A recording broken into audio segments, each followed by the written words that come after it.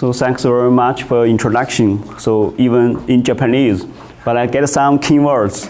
So also get some motivation for me to learn Japanese. Probably next time I could understand more. So first of all, I would like to thank Professor Yoshida and also Kyoto University to offer me this great opportunity to be here. Actually, it's the first time for me to come to Japan. I really appreciate I could have 3 months to stay here, so which allow me not only understand the research in Japan deeply, but also allow me to know the daily life and also culture here. So I'm already quite impressive.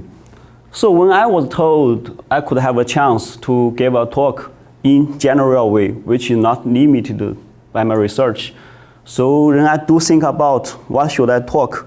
So finally I decided to say something about the challenge and the responsibility of young scientists in China. There are many reasons. First of all, I think I'm still young, so I'm a young scientist. I'm thinking about this question from time to time. There also have some other reasons I would like to show you. So actually, over the past 20 years, so many young Chinese people like me actually did our bachelor and master study in China, and then we go abroad, especially to a top university, to do our PhD, and also after that postdoc, and even work there for some years. But after that, many of these people come back to China to start their own career. So why? Actually, my previous colleague in Germany and Switzerland, they often ask me this question. So today I want to try my best to give an answer. So secondly, I think many years ago, when I was a PhD student at the University of Zurich, so one day when I was in the main station in Zurich, so I saw one picture which show actually the people around the world. So I saw one Chinese people look something like this. Still is from Qing dynasty. So this also motivated me to want to show you something actually in the past 20 years, actually China has huge changes. And today we're completely different. And I would like to show you actually for our young generation, what do we face today.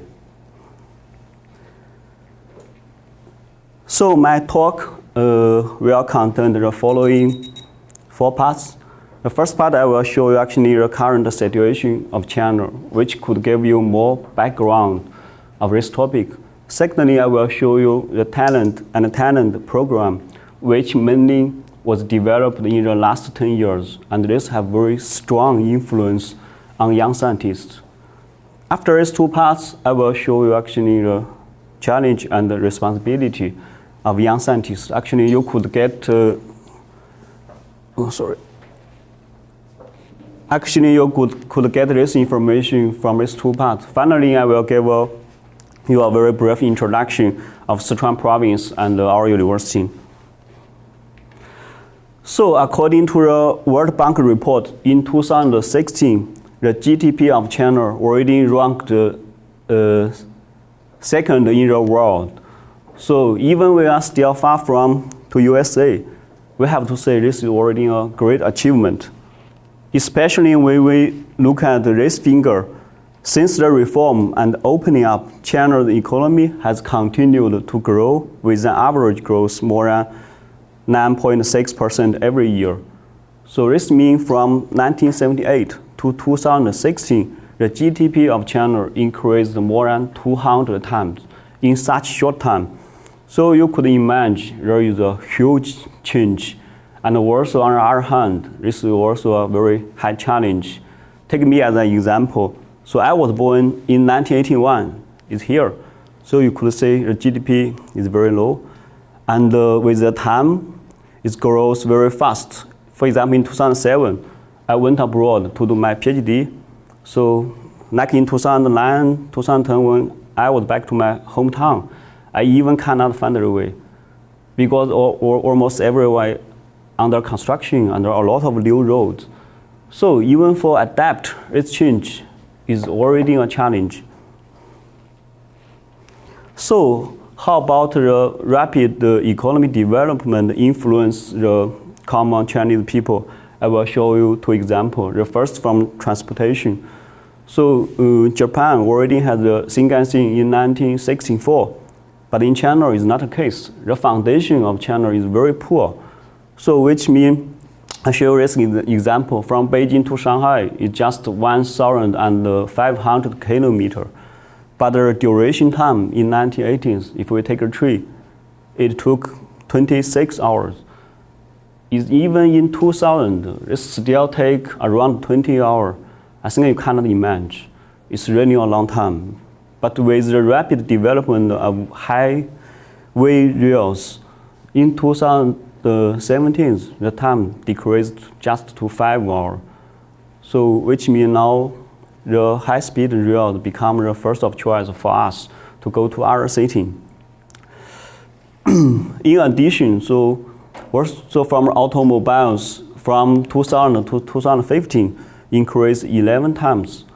When I was a child, actually, only very rich family could have their own automobile, but now almost every family had their own automobile. Another example from communication. In 2016, China's internet penetration already more than 15%. In 2017, the number of mobile 4G base stations distributed in China has reached to 1.62 million, with a coverage population of more than 1.3 billion. So what's this meaning? Actually, the e-business has almost changed the lifestyle of Chinese people. I could take an example. If you need to go outside, the most important thing is not to take your wallet, not to take your credit card. Just don't forget to take your mobile phone. Because using mobile phone, you can almost do everything. So you can pay for a taxi, you can pay for a hotel, you can pay for a flight ticket. And use this software, we call it Alipay wallet and WeChat payment.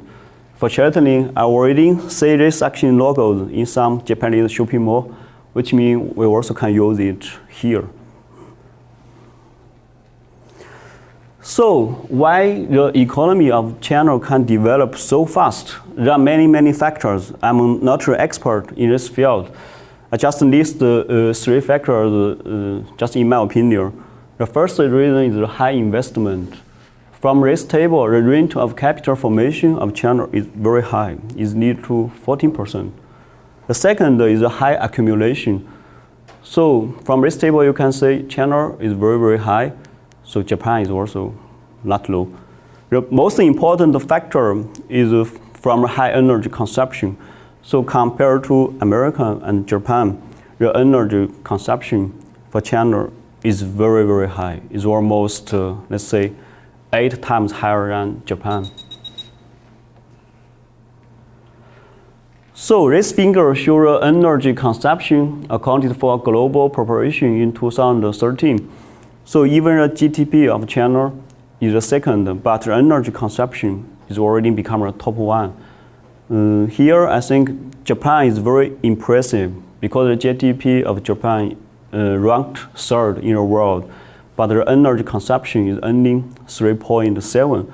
So which means the economic development of Japan is more sustainable. In this case, I think we do need to learn a lot from Japan. Moreover, the growth in energy consumption in China increased sharply year by year. So which means we do have a problem from energy. On the other hand, the technology for utilization of energy in China is limited, accompanied with high consumption but low efficiency. So which means we do need technology innovation. This figure shows the development of energy production structure in China. So it is clear the main energy resource in China is coal.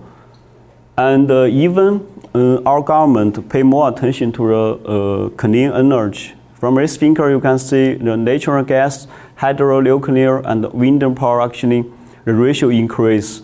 But the main energy resource is still coal until 2008. And the energy production from coal is near to 18%. So everyone knows coal is not a clean energy. The use of coal, of course, will cause a lot of environmental problems. I will not go into the details. I just want to show you one example, the problem from the smoke. And this now become, let's say this word become very popular in China. So especially in winter, everyone talk about that. Even my son, who is only, let's say 5 years old, in winter he will ask me, how about the PM 2.5 today? So he already know that. So this is actually a big issue now in China. This figure actually show you also actually the concentration of this particle decreased year by year. And our government did a lot of work, but even in 2015, the cities which can meet the standard is only around 20%, which means we still have a very long way to go. So, to keep the fast development of economy and also meet the sustainable development, we have to restructure the developed style from extensive style to intensive style, which will bring a lot of changes. For example, from high investment to low investment, from high accumulation to high consumption, and from waste of resource to conservation of resource. The most important, we will need to change from the labor intensive to technology intensity. All of this, we do need high technology. We do need the innovation of technology. How we achieve that? So for technology innovation, structural adjustment, and sustainable development, all of this, we do need talent. I think this is a key factor. Without talent, without people, nothing will change. So I would like to give a short summary for the first part. So GDP of China has increased by more than 200 times in very short time. So which actually is very important to understand the current situation of China. Secondly, the economic development has improved our daily life and even the lifestyle. Thirdly, the energy and the environment issues are brought about along with the rapid economic development, which we have to face and have to find a solution for these problems. Of course, it's really a challenge. The development of high technology is essentially demanded to keep up the pace of economic development. In the end, talents are essential to promote the transformation of development. But now the question is that how we can train and attract more and more talents to come back and work in China